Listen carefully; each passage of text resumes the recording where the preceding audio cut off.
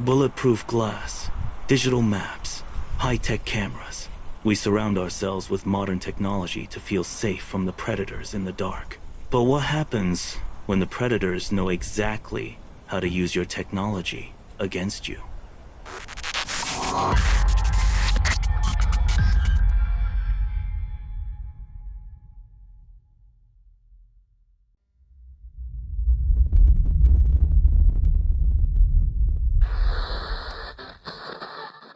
It's 3 a.m. on the East Coast.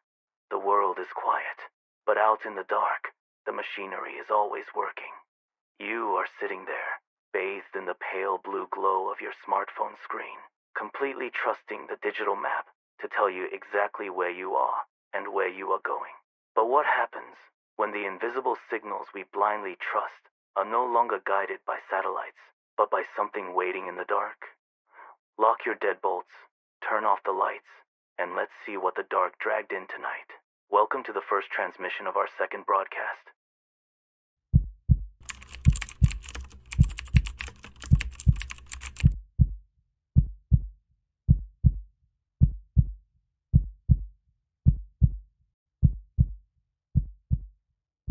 I am a software engineer, which means I have a profound, perhaps overly reliant trust in technology and algorithms. My wife, Emily, and our 8-year-old son, Leo, were driving back to Los Angeles after spending the Thanksgiving holiday with my parents in Phoenix, Arizona.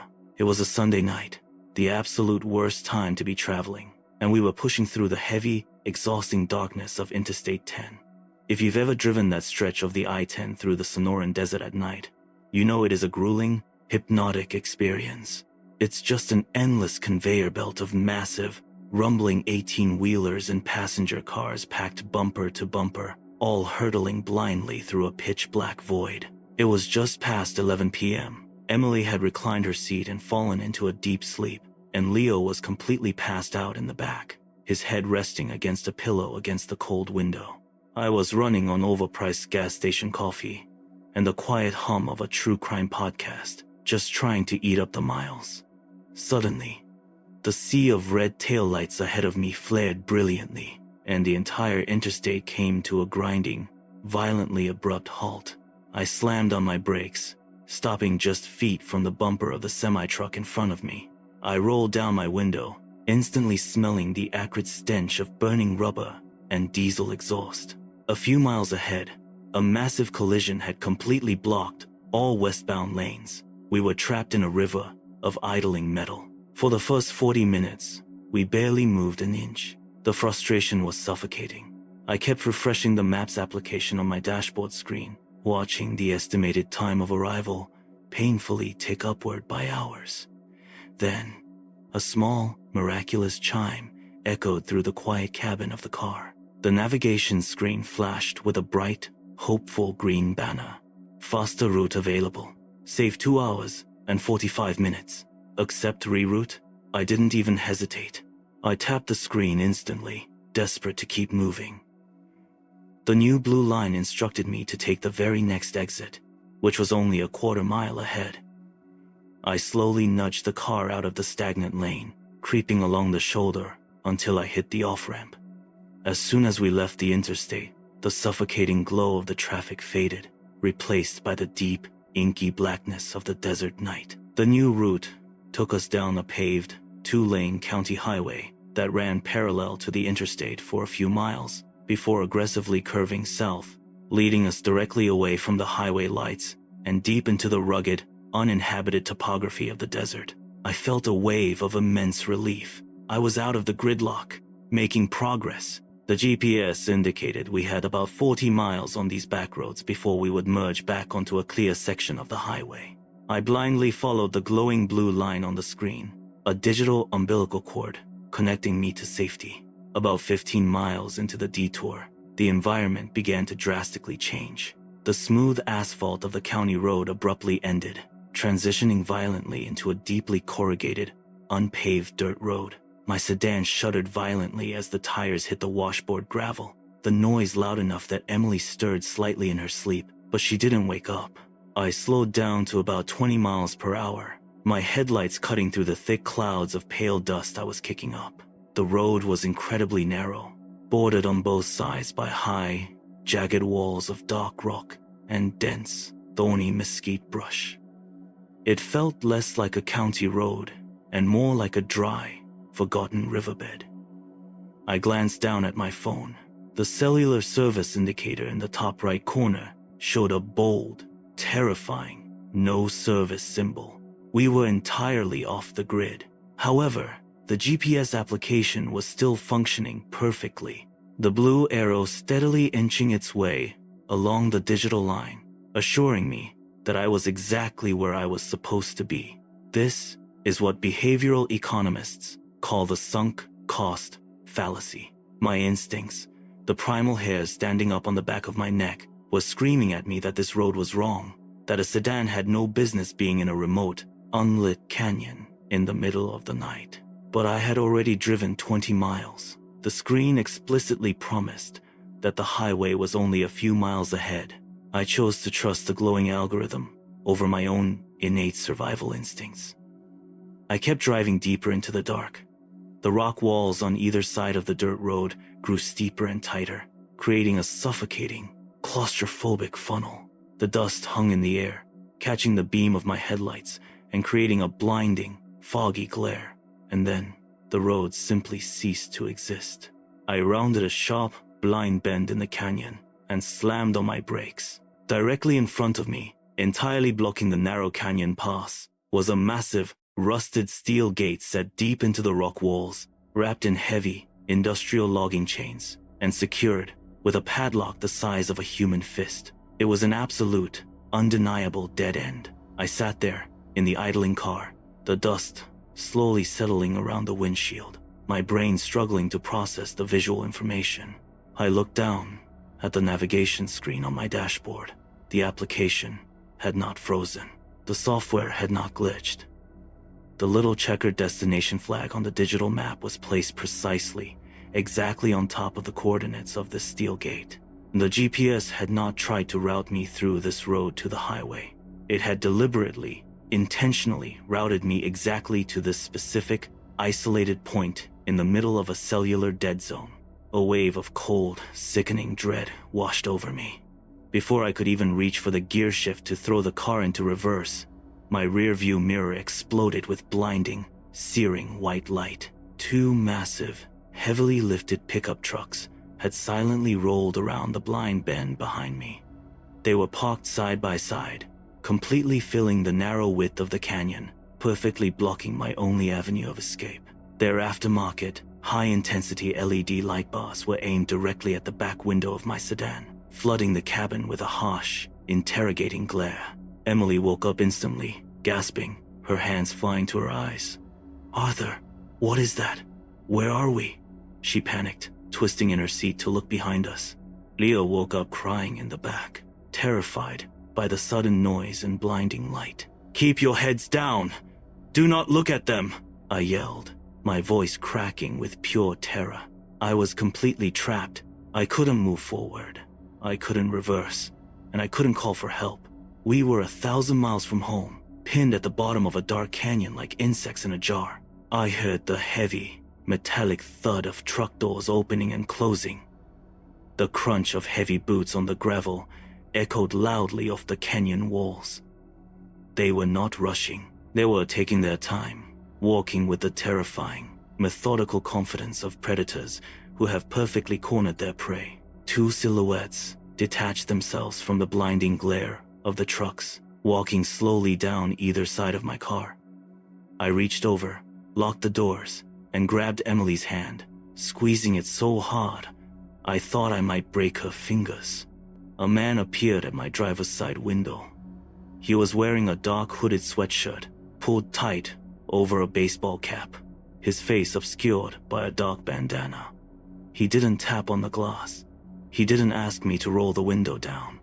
He simply raised a heavy, tactical flashlight and shined the beam directly into my face, blinding me completely. I threw my hand up, trembling violently, expecting the window to shatter, expecting a bullet to tear through the glass.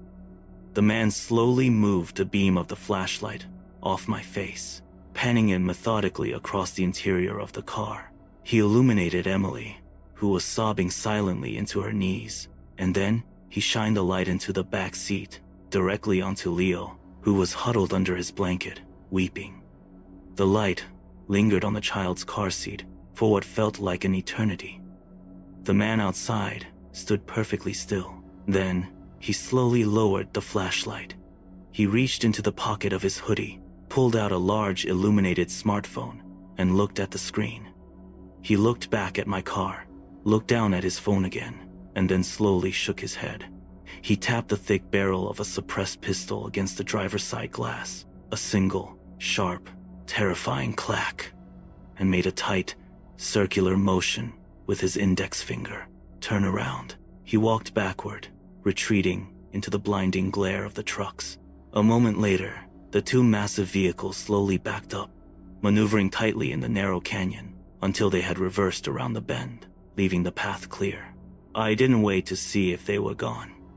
I threw the car into reverse, backed up at terrifying speed, until I had room to execute a violent, jagged, three-point turn, and I drove back up that dirt road like a madman, bottoming out the suspension, not touching the brakes until I hit the paved county highway.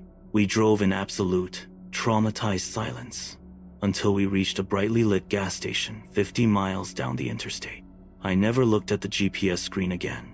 I navigated the rest of the way to Los Angeles by reading physical road signs. It wasn't until weeks later, researching border smuggling tactics late at night, that I understood the true horror of what we had experienced. The GPS application didn't make a mistake. Cartels and sophisticated kidnapping rings frequently use portable cell site simulators, localized signal spoofers hidden in the hills, to hijack cellular navigation data. They broadcast a fake, localized GPS signal to manipulate the algorithms of mapping applications, creating phantom faster routes that literally funnel targeted vehicles off the main highways directly into isolated pre-planned ambush zones.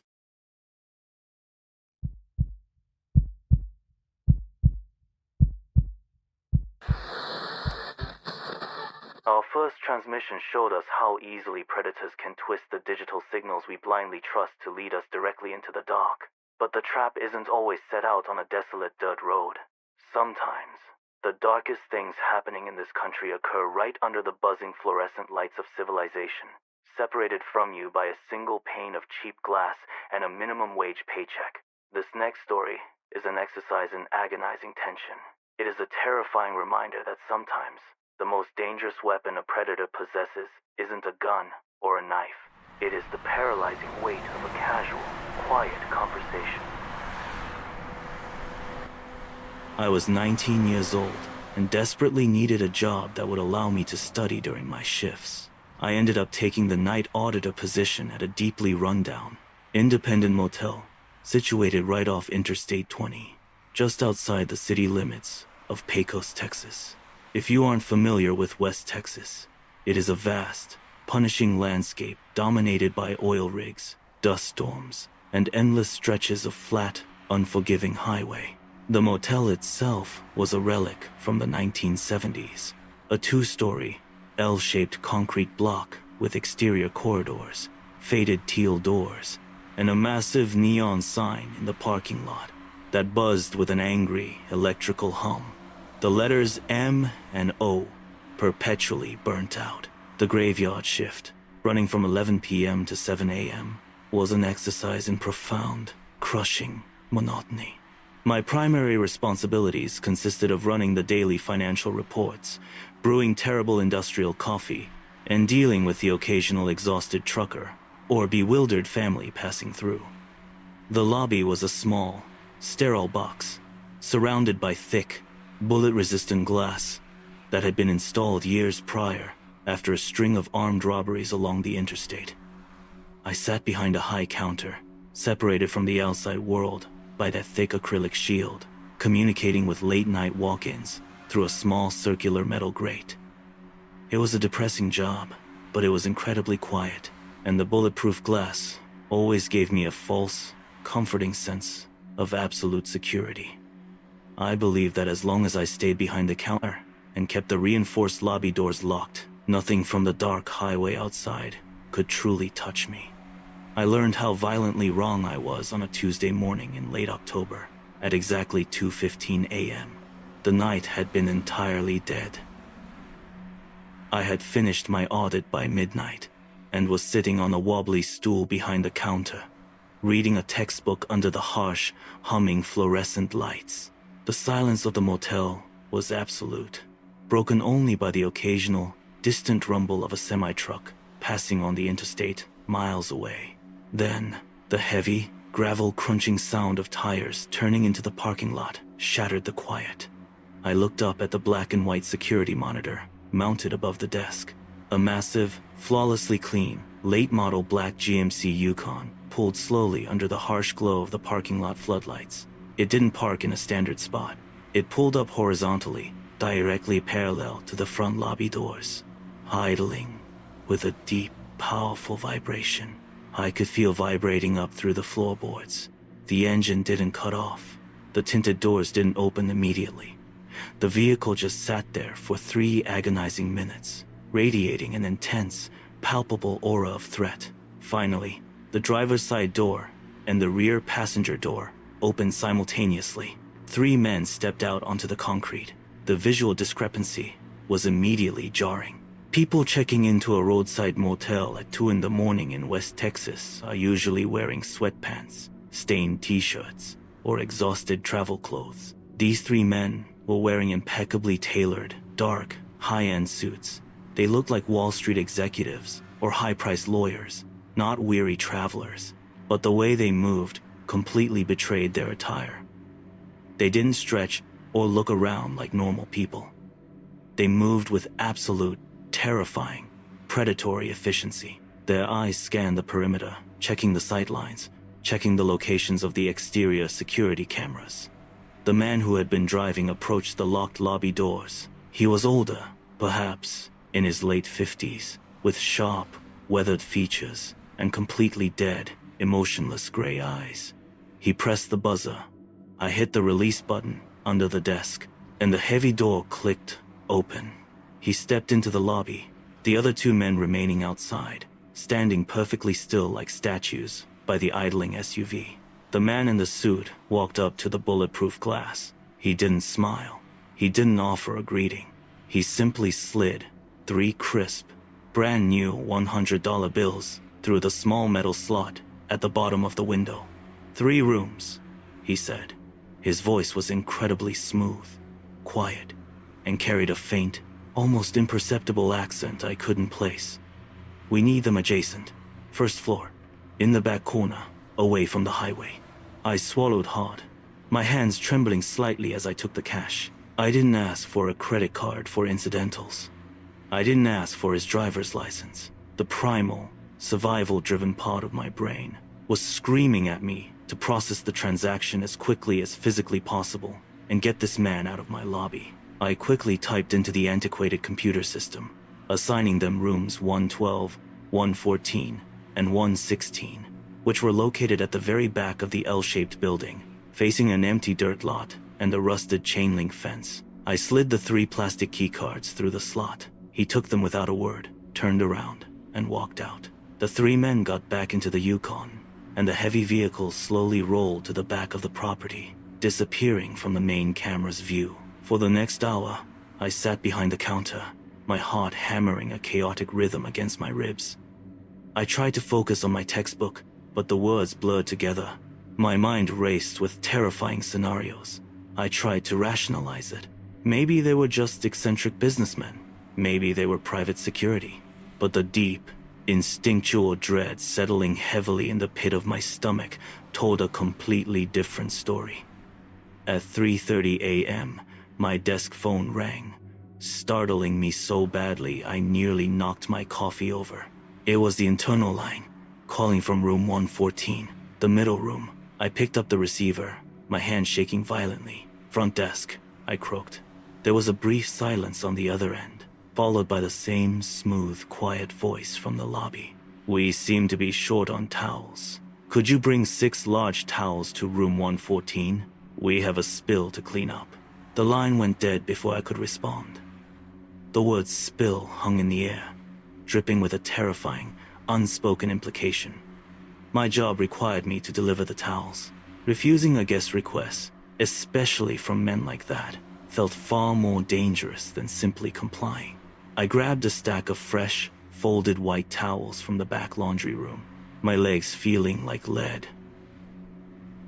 I stepped out from behind the bulletproof glass, out of the sterile safety of the lobby, and into the freezing, desert night air. The exterior corridor was bathed in the sickly, flickering yellow glow of sodium vapor lights. The silence was deafening. Every step I took on the concrete walkway echoed loudly, announcing my presence to the empty parking lot. As I rounded the corner toward the back of the building, my breath caught in my throat. The black Yukon was backed entirely up to the door of room 114. The rear tailgate popped open, completely blocking the walkway. I had to squeeze tightly between the dusty concrete wall and the massive rear bumper of the SUV just to reach the door. The door to room 114 was cracked open about 3 inches, secured by the heavy metal security latch from the inside. I stood outside, clutching the stack of towels to my chest like a shield. Paralyzing fear rooting my feet to the concrete. Through the 3-inch gap, I could see directly into the room, and the visual information my brain processed was so horrific, so profoundly wrong, that my mind completely blanked for several seconds. The cheap, floral patterned motel carpet was completely gone from view. The entire floor, every square inch of it, had been meticulously covered in thick, heavy-duty, translucent plastic tarpaulin. The edges of the plastic were secured tightly to the baseboards with thick strips of silver duct tape. But it wasn't just the floor. The plastic sheeting extended halfway up the walls, covering the cheap bedside tables, the lamps, and the lower half of the bed frame. The room looked like a sterile, horrifyingly meticulous surgical theater. Standing in the center of the plastic-covered room were the 2 younger men. They had taken off their suit jackets and rolled up their sleeves. They were currently wrestling an impossibly large, heavy, dark green canvas duffel bag onto the center of the plastic floor. The bag was heavy. It sagged and shifted with a sickening, organic weight as they dropped it. But that wasn't the worst part.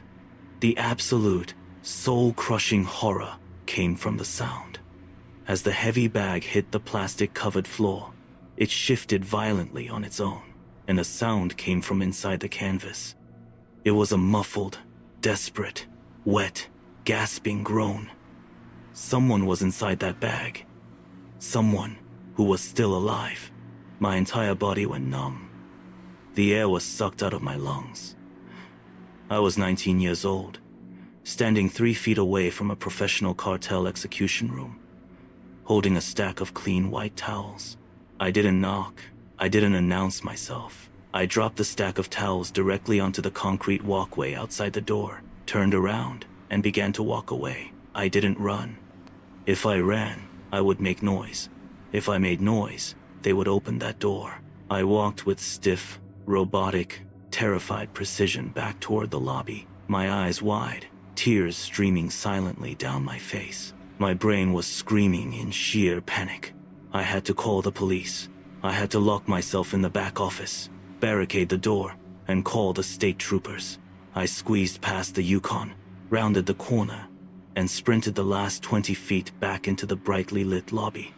I practically threw myself over the counter, scrambling desperately toward the heavy, reinforced security door that separated the front desk area from the main lobby.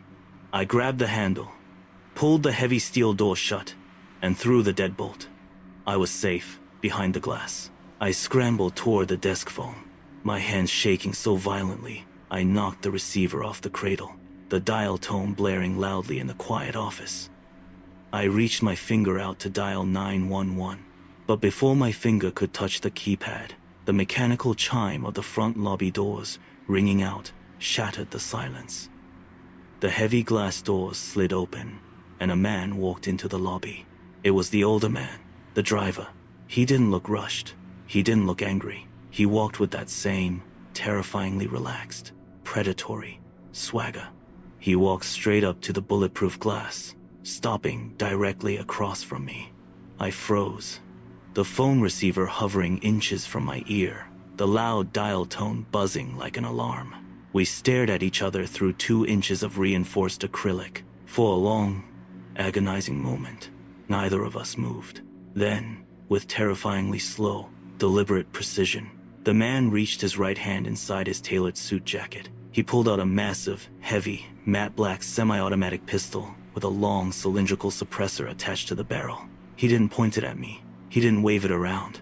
He simply placed the heavy weapon down onto the metal transaction tray beneath the glass, sliding it forward so the barrel was pointing casually toward the wall. He then reached into his pocket, pulled out a crisp $20 bill, and placed it smoothly on top of the gun, using the heavy, lethal weapon as a paperweight. I slowly, mechanically lowered the phone receiver back onto the cradle. The loud dial tone cut off, plunging the lobby back into a suffocating, terrifying silence. The man looked at the phone, then looked back up into my eyes. His expression was completely neutral, completely devoid of anger or malice. It was the look of a man who dealt in absolute, indisputable power. He leaned forward slightly, speaking through the small metal grate. "I see you dropped the towels off," he said, his voice smooth and incredibly polite. "Thank you for that. We appreciate the prompt service." He paused, looking around the cheap, dingy lobby. "It's a very quiet night, isn't it, Julian?" He knew my name. He had read my small plastic name tag when he first checked in. The realization that he had registered my identity sent a wave of icy terror down my spine. "Yes, sir," I managed to whisper, my voice cracking, barely audible. "I like quiet nights," the man continued, his gray eyes locking onto mine, holding my gaze with a paralyzing intensity. "Noise brings complications. Noise brings, unwanted attention. You strike me as a smart young man, Julian. A young man who understands the inherent value of a quiet, peaceful work environment. A young man who wouldn't want to complicate his own life with unnecessary noise." He wasn't yelling. He wasn't overtly threatening my life. He was having a polite, casual conversation, outlining the terms of my continued survival. He tapped his index finger gently on the $20 bill resting on top of the suppressed pistol. "I'd like a cup of coffee, please. Black, no sugar." I couldn't feel my legs. I was operating entirely on a dissociative, primal autopilot. I slowly stood up, turned my back to the armed cartel cleaner standing in my lobby, and walked over to the coffee station. My hands were shaking so violently I spilled hot coffee over the edges of the styrofoam cup, burning my fingers, but I didn't feel the pain. I put a plastic lid on the cup, walked back to the bulletproof window, and slid the hot coffee through the metal slot. The man picked up the cup, took a slow, deliberate sip, and nodded approvingly. "Excellent," he said softly. He didn't take the gun. He left the heavy weapon and the $20 bill sitting in the metal tray, a physical, terrifying anchor, keeping me perfectly paralyzed behind the glass. He turned his back to me and began to slowly pace the small lobby. For the next 3 agonizing, infinite hours, the man simply stayed in the lobby. He didn't ask me another question. He drank his coffee. He read a brochure about a local reptile museum. He stood by the window, watching the empty highway. He was standing guard.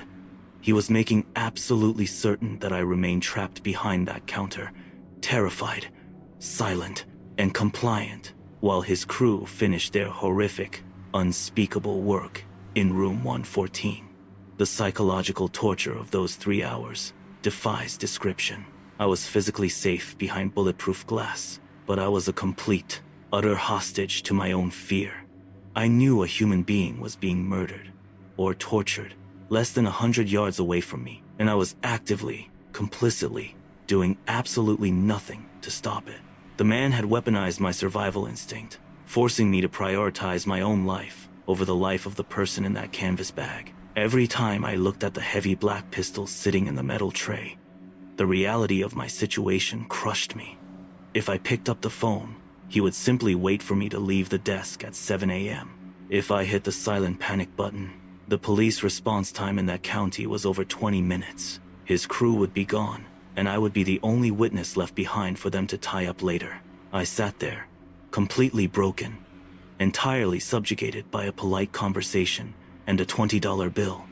At exactly 6 a.m., the pale, gray light of dawn began to break over the desert horizon. The man's cell phone vibrated silently in his suit pocket. He pulled it out, glanced at the screen, and placed it back in his jacket. He walked over to the metal tray, picked up the suppressed pistol, and seamlessly slid it back into his shoulder holster without breaking eye contact with me. He left the $20 bill sitting in the tray. "The coffee was acceptable, Julian," he said quietly. "You have a good morning. Keep studying. Education is very important." He turned around, pushed through the heavy glass doors, and walked out into the cool morning air. I watched on the security monitor as the black Yukon slowly pulled out from the back of the property, rolling smoothly past the lobby window and accelerating cleanly onto the interstate, blending seamlessly into the early morning commuter traffic. They were gone. I didn't call the police. I didn't call my manager. I sat frozen behind the desk for another hour until the day shift receptionist arrived to relieve me. When she walked in, complaining about the traffic, I simply handed her the cash drawer keys and walked out. I didn't go to my car. I walked directly to the back of the building, drawn by a morbid, terrifying compulsion to see the aftermath, to see the blood, to see the horrific reality of what I had allowed to happen. The door to room 114 was closed and locked. I pulled my master key card from my pocket, my hand trembling violently, and swiped the lock. The light turned green. I pushed the heavy door open, bracing myself for the stench of copper blood and death, bracing myself for a massacre. The room was empty. The bed was perfectly made. The cheap floral carpet was vacuumed. The television remote was placed precisely parallel to the laminated channel guide on the bedside table. There was absolutely no blood. There was no smell of chemicals or cleaning supplies. The entire room smelled faintly of industrial lemon polish and stale cigarette smoke, exactly like every other cheap motel room in the building. There was no plastic on the walls. There was no duct tape on the baseboards. The cartel cleaners hadn't just murdered someone in that room. They had erased the event from existence. They had sanitized the environment so perfectly, so completely, that if I had called the police, the responding officers would have looked at that pristine room, looked at my terrified, shaking 19-year-old face, and assumed I was having a psychotic break. The immaculate cleanliness of that room was infinitely more terrifying than a bloodbath. It was a physical manifestation of their absolute, unstoppable power. I quit the job that morning. I packed my apartment, broke my lease, and moved out of West Texas 3 days later. But the real horror, the trauma that still keeps me awake at night a decade later, isn't the memory of the man with the gun. It's the horrific, undeniable realization of how easily, how quickly, and how quietly I was broken.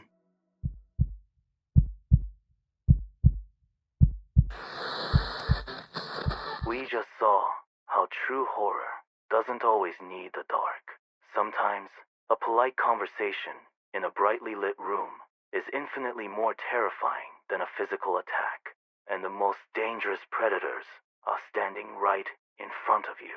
For our final transmission tonight, we leave the claustrophobia of the motel lobby and return to the vast, open expanse of the wilderness.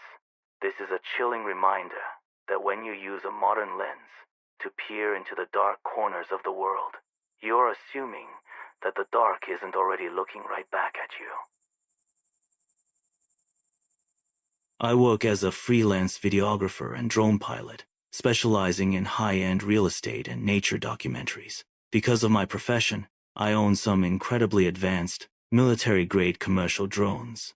These aren't the cheap plastic toys you buy at an electronics store. They are heavy, sophisticated pieces of machinery capable of flying several miles away, equipped with high-resolution telephoto lenses and thermal imaging sensors. Last November, I was contracted to shoot some B-roll footage of the Sonoran desert landscape for an independent film project. The director wanted wide, sweeping, cinematic shots of the deep canyons and towering saguaro cacti bathed in the violent, blood-orange light of the desert sunset. To get the best possible footage, completely devoid of power lines or highways, I drove my heavily modified Jeep Wrangler about 2 hours deep into Bureau of Land Management territory, far off the grid, south of the Superstition Mountains. It is a breathtakingly beautiful area, but it is also a place of profound, overwhelming isolation. You can stand on a ridge and see for 30 miles in any direction without spotting a single man-made structure. I parked my Jeep at the base of a massive, rocky plateau, packed my heavy drone case onto my back, and hiked about 40 minutes up a steep, treacherous incline to reach a high vantage point overlooking a massive, dry river valley. By the time I reached the summit and set up my equipment, the sun was just beginning to dip below the jagged horizon, casting incredibly long, dark shadows across the desert floor. The silence up there was absolute, broken only by the dry, whistling wind whipping through the canyon walls. I powered on my primary drone, a massive quadcopter, and initiated the launch sequence. The 4 heavy rotors spun up with a loud, aggressive swarm of bees hum, and the machine lifted effortlessly into the sky, ascending to 400 feet. I sat on the edge of the rocky cliff, my legs dangling over the precipice, holding the heavy smart controller in my lap. The screen on the controller is essentially a large, high-definition tablet, providing a crystal-clear, live video feed from the drone's camera. I pushed the right joystick forward, sending the drone cruising out over the massive, empty valley at 40 miles per hour. The footage was absolutely spectacular. I spent about 20 minutes flying in wide, sweeping arcs, capturing the golden hour light hitting the red rocks, completely immersed in the digital world on the screen, entirely disconnected from my immediate physical surroundings. I was about 3 miles out from my physical location, nearing the absolute limit of my radio transmission range, when the camera panned over a deep, hidden gorge that was completely invisible from my vantage point on the ridge. I almost flew right past it, but a flash of unnatural reflection caught my eye on the high-definition monitor. I stopped the drone, hovering it perfectly still in the crosswinds, and used the controller dial to zoom the telephoto lens in to its maximum optical capacity. Deep inside that hidden, dry river gorge, completely obscured from any roads or trails, were 3 heavy-duty, matte-colored pickup trucks. They were parked in a tight triangle formation, their tailgates facing inward. The resolution on the screen was sharp enough that I could clearly see the thick, aggressive treads on their tires and the heavy layers of dust coating the windshields. But it was the activity happening in the center of those trucks that made the blood in my veins run completely cold. There were 6 men down there, even from 3 miles away and hundreds of feet in the air. The tactical vests and the long, black silhouettes of the rifles slung across their backs were unmistakable. 2 of the men were actively using heavy shovels, digging a deep, elongated trench in the hard-packed desert dirt. The other 4 men were standing around a series of large, heavy, dark-colored bundles wrapped tightly in thick plastic and silver duct tape. They weren't burying trash. They were burying a massive cartel stash, or perhaps something infinitely worse, in a location they believed was completely, utterly unobserved by the outside world. A wave of profound, sickening panic washed over me. I was sitting 3 miles away, physically safe on a high ridge, but the psychological proximity was terrifying. I was watching an organized, highly lethal criminal syndicate operate in absolute secrecy. I knew instantly that I needed to bring the drone back, pack my gear, and get off that mountain before the sun completely set. My thumb hovered over the joystick to initiate the return flight, but in that exact, terrifying second, my drone software betrayed me. Because the ambient light of the sunset was rapidly fading into twilight, the drone's automated collision avoidance system engaged.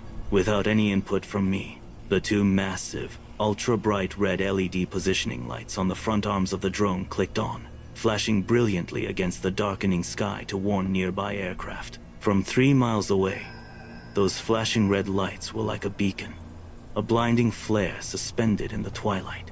On my high-definition monitor, I watched with absolute, paralyzing horror as the two men digging the trench suddenly stopped. They dropped their shovels. All 6 men simultaneously snapped their heads upward, looking directly at the sky, looking directly at the camera lens. They had spotted the drone. The reaction on the ground was immediate and violently aggressive. One of the men raised his rifle, aiming it at the sky. Through the silent video feed, I saw the muzzle flash bloom brightly, a silent burst of white light. A fraction of a second later, the drone jerked violently, the camera gimbal shaking as a high-caliber bullet tore through the air mere feet from the rotors. They were actively shooting at it.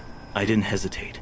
I jammed the right joystick completely backward, engaging the drone's sport mode, disabling all obstacle avoidance sensors to maximize speed. The drone banked hard and began tearing back across the valley toward my position at 50 miles per hour. But as the drone turned, the camera feed gave me a horrifying perspective of the ground below. The men weren't just shooting, they were mobilizing. The men threw their shovels into the beds of the trucks, scrambled into the cabs, and the 3 heavy vehicles immediately tore out of the dry gorge. They hit the dirt trails at terrifying speeds, massive plumes of thick gray dust billowing behind them. They were following the exact flight path of my drone. They knew the machine had a limited range, and they knew that wherever that expensive piece of equipment was flying back to, the pilot was sitting there holding the remote. They were hunting me. The flight back was the longest, most agonizing 5 minutes of my entire life. The sun had completely disappeared behind the mountains, plunging the desert into a deep, bruised, purple darkness. I was tracking the drone's progress on the screen, watching the battery percentage rapidly tick down. 30%, 25%. But infinitely more terrifying was the secondary visual information on the monitor. Because the drone was flying backward, the camera was looking down at the valley floor, and I could clearly see the headlights of the 3 pickup trucks aggressively cutting through the dark, navigating the treacherous dirt roads with insane, reckless speed, gaining ground on my position. They were about a mile out from the base of my plateau. I had to make a critical, split-second decision. If I brought the drone all the way back to my hands, they would see exactly which ridge I was on. They would swarm the base of the mountain and hunt me down with flashlights and rifles.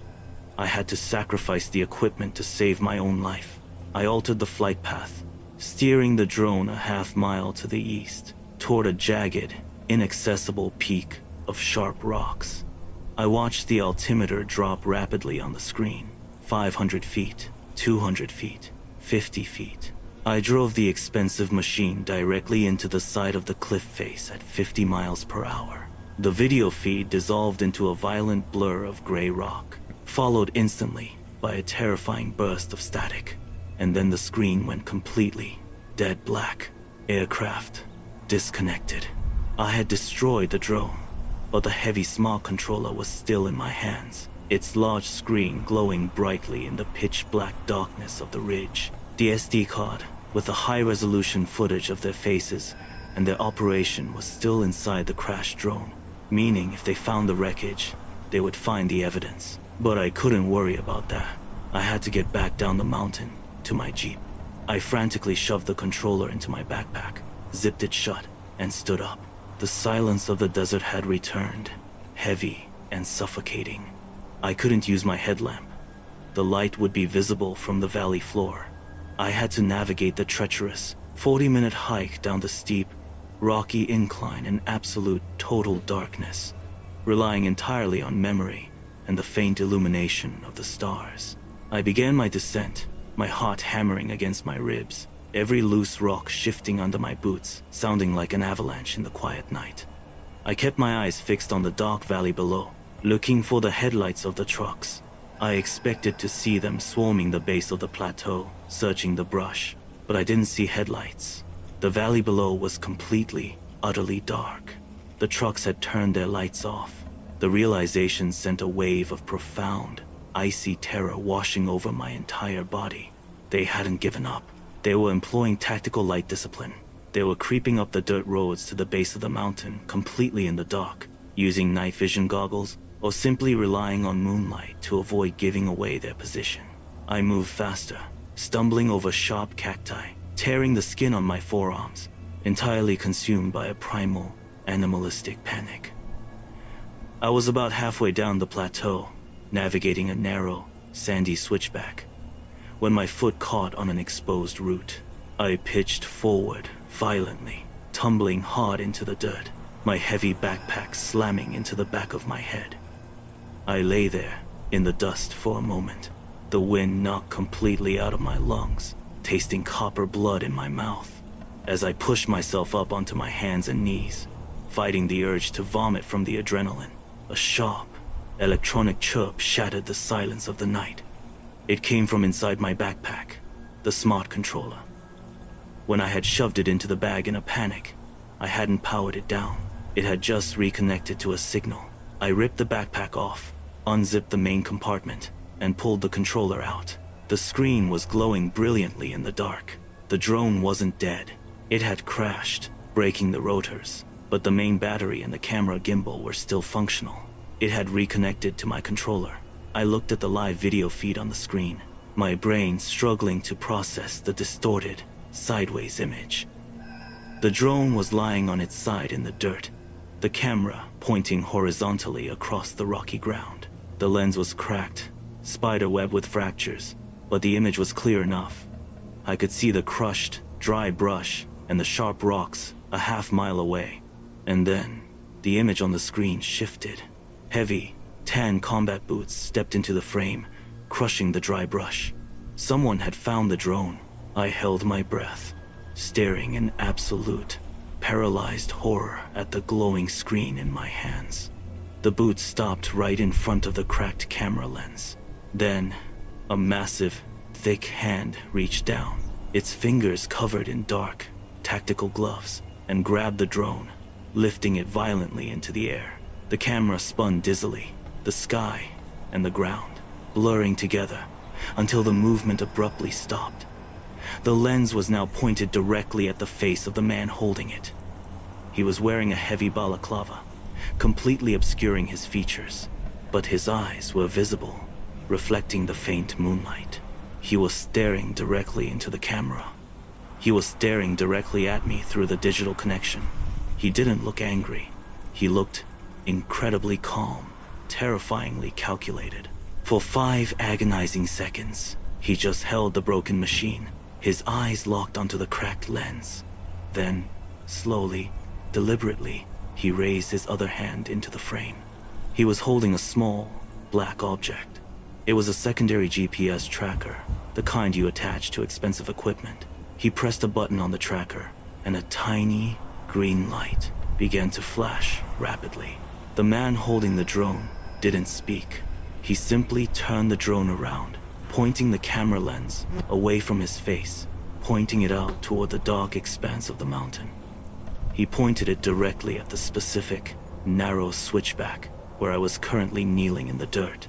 He wasn't tracking the drone's flight path. He had been tracking the controller's signal the entire time. The trucks in the valley were a distraction, a loud, aggressive maneuver designed to induce panic and force me to focus on the long-range threat. But cartel operations are sophisticated. They employ perimeter watchers, snipers and scouts who sit completely hidden on the high ridges for days, ensuring the airspace and the surrounding mountains are clear before an operation begins.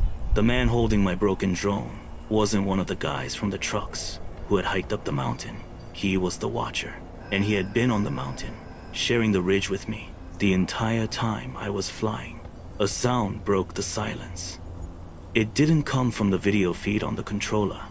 It came from the darkness directly behind me, the distinct, unmistakable sound of a heavy boot stepping on loose gravel. I froze completely, the glowing screen of the controller illuminating my terrified face. I didn't turn around.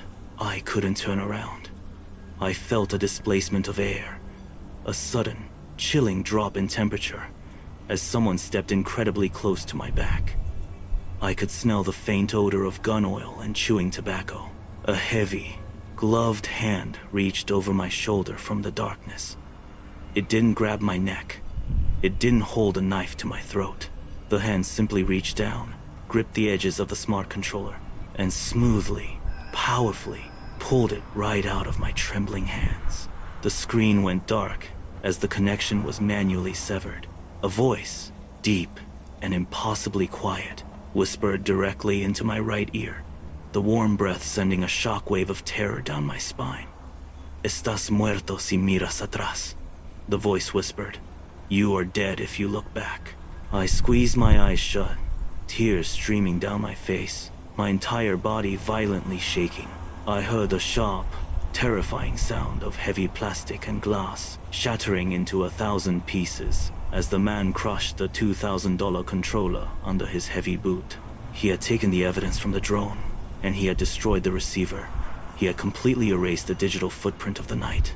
I remained kneeling in the dirt, my eyes squeezed shut, listening as the heavy, deliberate footsteps slowly crunched away into the darkness, fading until the oppressive silence of the desert completely reclaimed the mountain. I stayed in that exact position for 2 hours before I finally found the courage to stand up, never looking behind me, and stumbled the rest of the way down to my Jeep. I drove back to Phoenix in a state of absolute, profound shock. I never reported the incident. I sold all of my remaining camera equipment, broke my lease, and moved across the country. I don't hike anymore. I don't take photographs. Because the true horror of that night wasn't the realization that the cartel was operating in the desert. The true horror was the realization of how incredibly patient they are. That concludes tonight's transmission. 3 true encounters that prove the most dangerous predators don't hide in the paranormal. They operate right in front of you, in the dead of night. I want to know your verdict on these encounters. Drop your thoughts in the comments below. And if you want to ensure you catch the next broadcast, make sure you are connected to this frequency. Until next time, close your blinds, check your locks, and remember, just because you can't see them doesn't mean you aren't being watched.